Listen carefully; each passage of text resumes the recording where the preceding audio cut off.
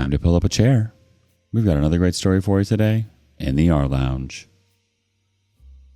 Today in the rLounge, some wedding rings take a short road trip to a pawn shop 30 miles away, where someone decided a marriage could be converted into quick cash.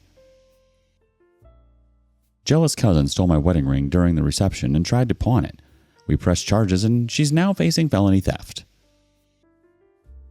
I got married in October and everything went exactly how I wanted it to. Outdoor ceremony, perfect weather, good food, open bar. My husband and I had been planning this for over a year, and it all came together beautifully. The reception was at this venue with indoor and outdoor space, and by the evening everyone was having a great time. Around 8 at night, I went to the bathroom to wash my hands and fix my makeup. The dancing had started and I'd been greeting people for hours, so I wanted to touch up before more photos. I took off my engagement ring and wedding band and set them on my counter next to the sink. Both rings together were worth about $8,500. My husband designed them specifically for me, and we'd saved up for months to get exactly what we wanted. The engagement ring has a round diamond with smaller stones on the band, and the wedding band fits perfectly against it. My cousin walked in while I was fixing my lipstick. She immediately noticed the rings sitting on the counter and picked them up to look at them under the light. She made comments about the diamond clarity and how well made they were, turning them over in her hands. We chatted for maybe 2 minutes before my bridesmaid came bursting in, saying they needed me outside for more photos with the bridal party. I left with them and completely forgot about the rings on the counter. The photographer had us doing shots by the gardens, and it took maybe 20 minutes. When we came back inside, the reception was in full swing, and I got pulled into dancing and talking to guests. It wasn't until things started winding down around 10:30 that I suddenly remembered. I ran back to the bathroom and they were gone. I checked every surface, looked in the trash, under the sinks, everywhere. Nothing. I found my husband and told him what happened. We searched that bathroom 3 more times. I checked the other bathrooms, asked the venue staff if anyone had turned in jewelry. Nobody had seen anything. The venue manager helped us look and suggested checking their lost and found. We did. Nothing there either. By this point I was panicking, but trying to hold it together because it was still our wedding night and guests were still there. We asked people if they'd seen the rings or if anyone had picked them up by accident. My cousin was actually one of the people helping us search. She seemed concerned and kept saying how terrible it was, suggesting maybe I'd left them at the hotel or that they might have fallen down the drain somehow. I knew for a fact that I'd left them on that counter. I was absolutely certain. The reception ended and we went back to our hotel. I barely slept. The next morning I filed a police report. The officer who took it seemed pretty skeptical that anything would come of it. He said jewelry goes missing at events all the time and it's nearly impossible to track down. I gave him photos of the rings, the receipts, our insurance information, everything I had. I posted on our family group chat asking if anyone had accidentally picked up the rings, thinking maybe someone grabbed them to keep them safe and forgot to mention it. Most people didn't respond. My cousin replied saying she hoped they turned up and how awful it was that this happened on such a special day. The next day I called the venue again and asked if I could review their security footage from the bathroom area. The manager was hesitant at first, something about privacy concerns, but agreed to check the footage himself.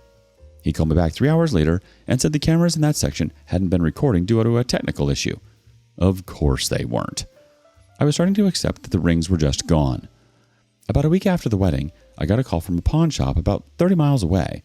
The guy on the phone said he was calling because my insurance company had flagged the rings in some database that pawn shops check for stolen items. Someone had come in that morning trying to pawn both rings. He said the person seemed nervous and the rings were clearly a matching set, which made him suspicious. When he ran them through the system, they pinged as recently reported stolen. The person left quickly when he said he needed to verify some information.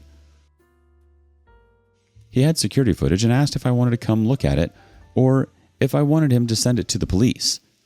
I immediately called the detective who'd been assigned to my case. He went to the pawn shop that afternoon and reviewed the footage.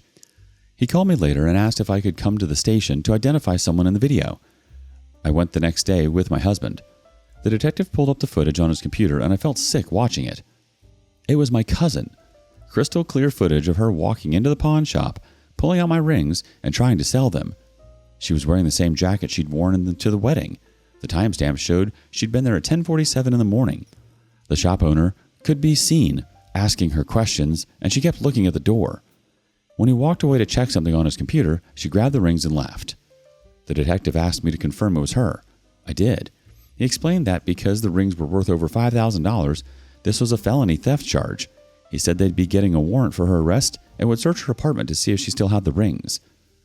They arrested her 2 days later. During the search of her apartment, they found both rings in a shoebox in her closet, wrapped in tissue paper. She apparently had panicked after the pawn shop incident and brought them home. The detective called me to let me know they'd recovered the rings and I could pick them up once they were processed as evidence. Her preliminary hearing was scheduled for early November. I got notification that I'd need to testify. My husband took time off work to come with me. The evidence was overwhelming. The police report from the wedding, the pawn shop footage, the rings found in her apartment, the shop owner's testimony.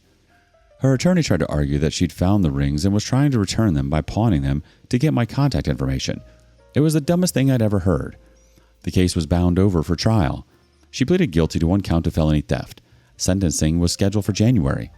I felt vindicated but also exhausted. The family drama hasn't stopped. Her side of the family has essentially cut off contact with me and my parents. I was fine with that. In the weeks leading up to the sentencing, I kept getting messages from various relatives asking if I was sure I wanted to go through with this. Yes, I was sure. She stole from me at my wedding. She tried to sell my rings. She showed zero remorse until she got caught. Update 1. Sentencing was this week, and I need to get this out while it's still fresh. We got to the courthouse early, my husband, my parents, and me. The cousin side of the family was already there, sitting on the opposite side of the courtroom like it was a wedding with divided seating. The prosecution recommended 18 months in county jail, 3 years probation, full restitution, and community service. They emphasized the breach of familial trust and the fact that she'd attempted to sell the stolen property rather than return it. The sentence came down, 18 months in county jail with possibility of early release after 12 months for good behavior. 3 years probation following release. Restitution of $8,500 for the rings, plus $1,200 for my insurance deductible and related expenses. 200 hours of community service and a no-contact order with me and my immediate family. The restitution payments kept coming every month. Small amounts but consistent. By the time August rolled around, she'd paid maybe $1,500 total. Still had over $8,000 to go. I used the money for random things. Dinner out with my husband, new shoes, donations to charity. It was satisfying in a petty way, spending money that she had to earn and hand over because she thought she could steal and get away with it. Update 2. It's been over 2 years since the wedding, and I figured I'd post a final update since people have been asking. She's been out of jail for over a year now, still on probation for the next 2 years. The no-contact order is still in effect and will be until her probation ends. I know all of this only because Victim Services sends me automatic notifications. I haven't heard from her directly and have no desire to. The restitution payments are still coming, $200 a month like clockwork. She's paid about $3,400 so far, which means there's still roughly $6,300 left to go. At this rate, it'll be paid off sometime in 2028. I don't care how long it takes as long as it gets paid. Every month, that money hits my account and I use it for whatever I want. I appreciate that my parents have never wavered on this. They've never once suggested I should forgive her or move on and let it go. They understand that some things can't be fixed. Some relationships aren't worth saving. They've cut off their own siblings over this and haven't looked back. My husband and I bought a house in April. The cousin still has about 2 years left on probation. She still owes over $6,000 in restitution. She has a felony record that will follow her forever. She's working part-time retail and living with her parents in her late 20s. Meanwhile, my husband and I own a home. We're both doing well. We're happy. The contrast is stark and it's entirely of her own making. People ask sometimes if I feel guilty about how her life turned out. I don't. Not even a little bit. She didn't have to steal my rings. She could have been happy for me. She could have dealt with whatever jealousy or resentment she felt in literally any other way. She could have gone to therapy, talked to someone, worked on herself. Instead, she chose to commit a felony. That's on her. The no-contact order has been respected so far. She hasn't tried to reach out directly. I'm sure her probation officer made it very clear what would happen if she did.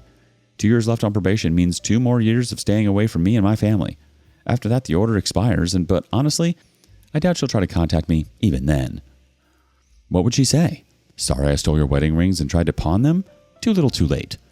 My husband and I are planning a big trip for our 3rd anniversary. Maybe Asia or South America. Somewhere we haven't been.